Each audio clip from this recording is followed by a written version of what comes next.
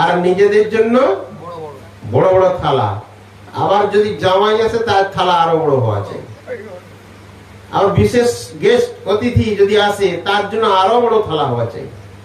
মায়েরা ভাবেন আমার থালা এরকম হলে আমার স্বামীর থালা আরো বড় হবে। তাহলে নিজেদের থালা বড় বড় চাই, চব্যচস্য লজ্জপেহ সুন্দরভাবে সাজিয়ে আমাদের নিজেদের খাবারটা চাই। আবার অল্প কিছু ত্রুটি বিচ্যুতি হলে খাবার থালা ফিকে দিবে। অনেকে বাড়িতে দেয় তো, মায়েদের কাছেই ফিকে দেয়। আবার কে বলে এইগুলা খেয়ে আমি এত সারাদিন পরিশ্রম করছি এই খাওয়ার জন্য। তাহলে আমাদের এটি যদি এই ব্যবস্থা হয়, যিনি বিশ্ব ব্রহ্মাণ্ডের মালিক, যিনি কোটি কোটি জীবের ভরণ পোষণ করছেন, যিনি জগৎ স্বামী ঈশ্বর পরম কৃষ্ণ সচ্চিদানন্দ বিগ্রহ অনাদি রাদি গোবিন্দ সর্ব কারণ কারণম, যিনি সর্ব কারণের কারণ, সেই ঈশ্বর যিনি সচ্চিত আনন্দময়, সেই ভগবানের সেবায় আমি কি নিবেদন করছি। তার জন্য কি ওই ছোট ছোট জিনিস? তাহলে আমরা যে জিনিসই গ্রহণ করছি তার চেয়েও বৃহৎ এই অন্নকূটের ব্যবস্থা কেন করেছেন? বহুদিনের ক্ষুধায় গোপাল খাইল সকল। ভগবান নিমিষেই কে দেখছিলেন? পরমানন্দ পুরী। শত শত রান্নাকারী রন্ধন করেছেন, হাজার হাজার ভক্তগণ যে সামগ্রী নিয়ে এসেছেন, সেই রন্ধনের হওয়ার পর যে ভোগ নিবেদন হচ্ছে ভগবানের কাছে, সে একটি স্তূপাকৃতি পর্বত। অন্নকূট, কূট মানে পর্বত। তাহলে পর্বতের নাই অন্ন, পর্বতের নাই সবজি, পর্বতের নাই ভাজি ভাজা আদি, রুটি আদি, ঘৃত রুটি আদি। নিমিষেই ভগবান গ্রহণ করে নিচ্ছেন। এটাই হচ্ছে সেবা। আর আমরা ভগবানের সেবা করার নামে কি করি? বাজারের বাঁকা কুজা শশাটাই কিনব,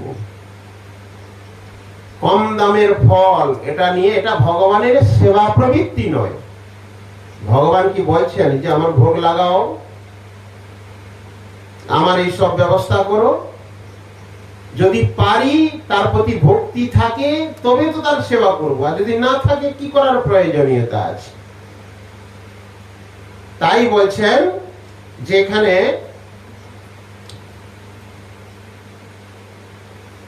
সেই মুরলীর ধ্বনি শ্রবণ করে, হ্যাঁ, সে বিষ্ণুর গৃহের দুয়ারে, অর্থাৎ ভগবানের যে বিষ্ণু, যিনি শিলাকৃতি রূপে ব্রাহ্মণ গৃহে সেবিত হচ্ছেন, সেই সেবা যে শালগ্রামজির মন্দির রয়েছে তার উঠানে বা দুয়ারে শ্রী গৌর সুন্দর বসে আছেন। সেইখান থেকেই বংশীধ্বনি নিনাদিত হচ্ছেন। মা শচী দেবী তাহা শ্রবণ করছেন। তিনি এসে দেখলেন যে এই বংশীধ্বনি কোথা থেকে এসছে? এখানে তো আমার প্রাণের দুলাল গৌর হরি বসে আছে। নিশ্চয়ই আমার গৌর হরি তো বংশীধ্বনি করছে না, নাকি? সচিমাতা কি ভাববেন? তার ছেলে করছে? এখানে তো ঐশ্বর্য প্রকাশ নয়, এখানে মাধুর্যতা ভাব, বাৎসল্য ভাব। এ আমার ছেলে। পুত্র ভাবী করেন তারে তারণ ভৎসন। মা শচী দেবী কিংবা মা যশোদা বা নন্দ মহারাজ কখনো কৃষ্ণকে ভগবান জ্ঞানে কি দেখেছিলেন? বলুন। যদি তাই দেখতেন, তাহলে তাকে কি আদেশ করতে পারতেন? তাতে সেখানে বাৎসল্য ভাব। এক সময় নন্দ মহারাজ বলেছিলেন না, হে কৃষ্ণ, তুমি আমার পাদুকা নিয়ে আছো।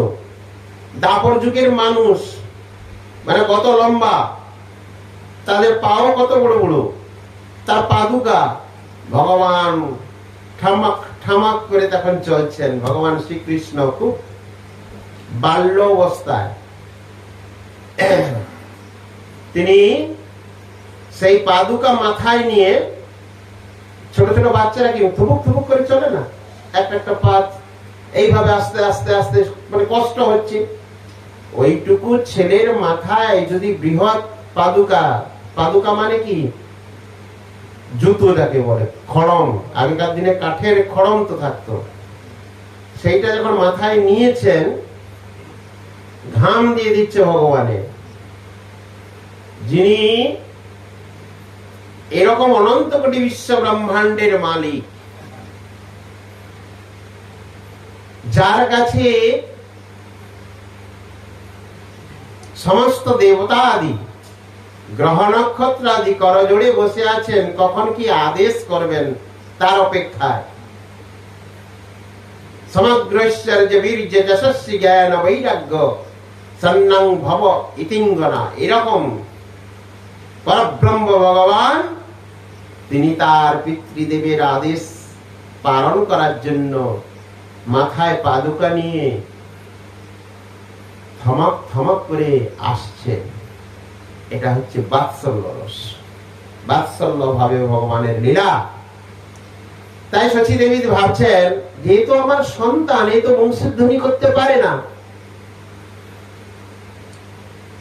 আর নাহি পারেন শুনিতে বংশীনাদ, পুত্রের হৃদয়ে দেখি আকাশের চাঁদ। যখন শচী দেবী বাইরে গৌরহরির দিকে তাকাচ্ছেন, তখন আর বংশীধ্বনি শ্রবণ করতে পাচ্ছেন না, বংশীধ্বনি বন্ধ, এবং দেখছেন তার হৃদয়ে চাঁদ, চাঁদের মতো তিনি চুপচাপ বসে আছেন। পুত্র পক্ষে দেখে চন্দ্রমন্ডল সাক্ষাতে, বিস্মিত হইয়াই চাহে চারিভিতে, গৃহে আসি বসিয়াই লাগিলা চিন্তিতে, কি হেতু নিশ্চয় কিছু না পারে কহিতে।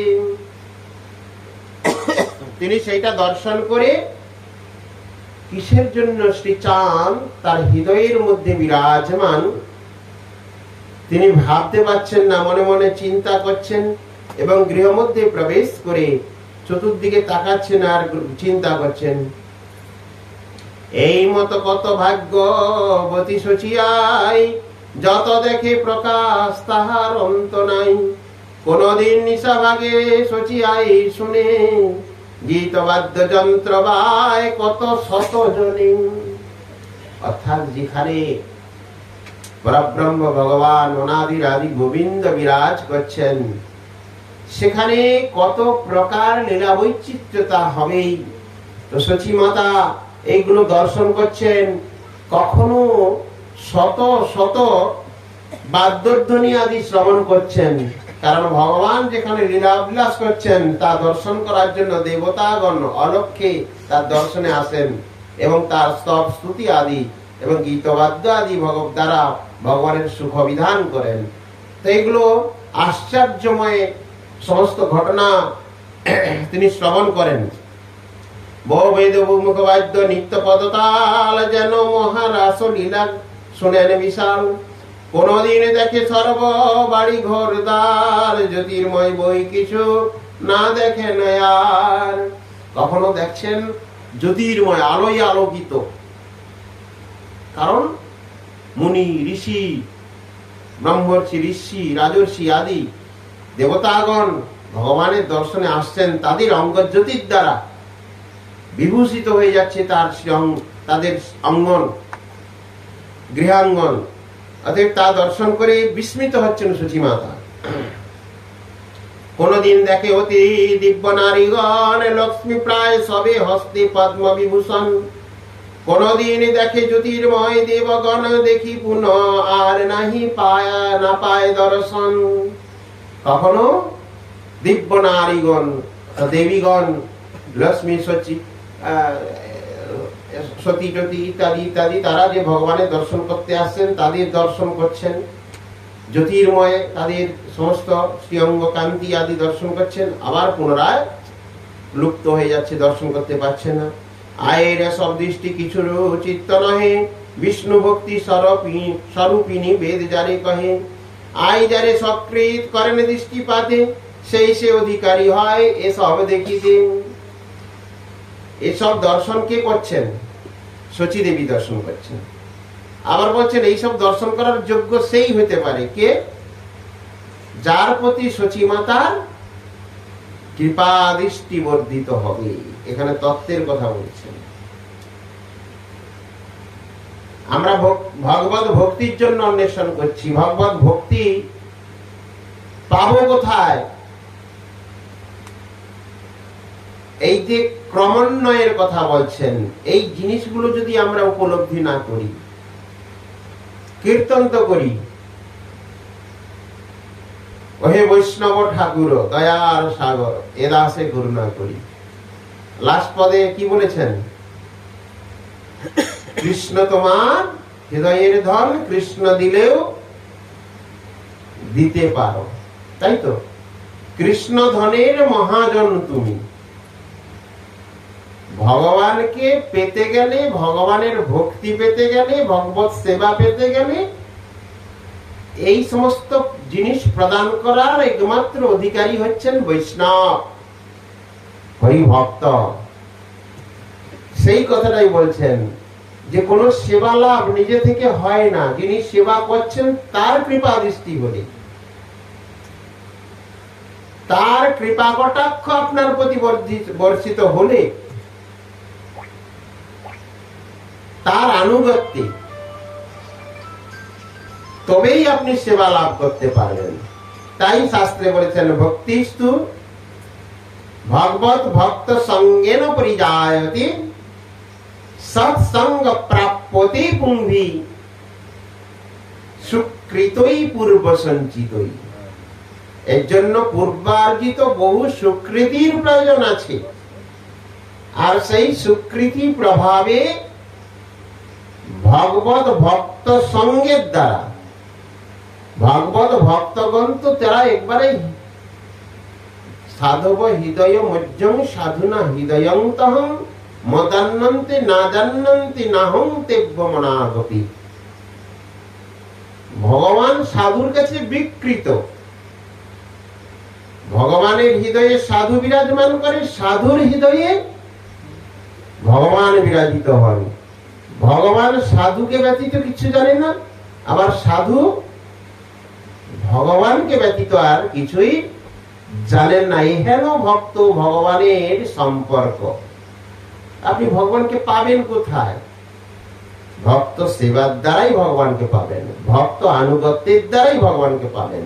সেই কথাই বলছেন, যিনি সচিমাতা, তিনি যদি কাউকে কৃপা কটাক্ষ দেন, কিঞ্চিত মাত্র তার কৃপা বর্ষিত হয়, তিনি এই অলৌকিক লীলাবলী দর্শনের যোগ্য তিনি হবেন।